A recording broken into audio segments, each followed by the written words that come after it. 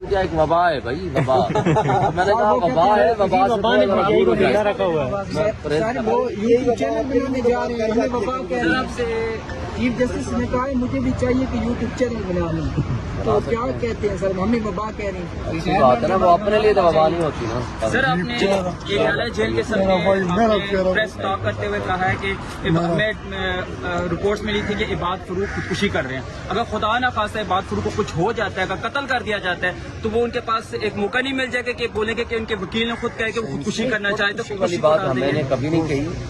اس نے ان حالات سے مایوس ہو کے اپنے سر پہ مارنے کی کوشش کرتے ہوئے حسان نیازی نے شور مچایا، جو ہماری انفارمیشن تھی۔ ہماری ایگزیکٹ انفارمیشن تو ہمارے پاس نہیں ہو سکتی نا، جو ہمیں بتایا گیا، لیکن اصل اس سے زیادہ پرابلم یہ ہے کہ اس سیل میں وہ دونوں اشخاص موجود نہیں ہیں اور فیملی کو ملنے کی اجازت نہیں ہے، تو لہٰذا ہم یہ کہتے ہیں کہ فیملی کو ملانے کی اجازت ہونی چاہیے، جو سپریم کورٹ کا حکم ہے۔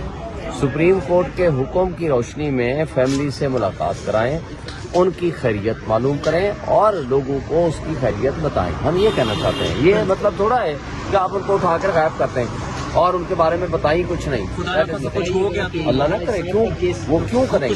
کیس لگا ہوا ہے، 4 بجنے کے بعد سے سماعت سٹارٹ ہو رہی ہے، اس میں کیا پیش رفت ہوگی؟ 5 بجے رات کا ٹائم ختم ہو جاتا ہے، کیا کہیں گے سر؟ یہ میری گزارش ہے چیف جسٹس سے، اس کو صبح 9:30 بجے فکس کیا جائے، باقی کیسز کو 2-3 دن کے لیے پینڈنگ کر دیں، اس کیسز کو 1 دن یا 2 دن میں فائنلی ڈیسائیڈ کر دیا جائے۔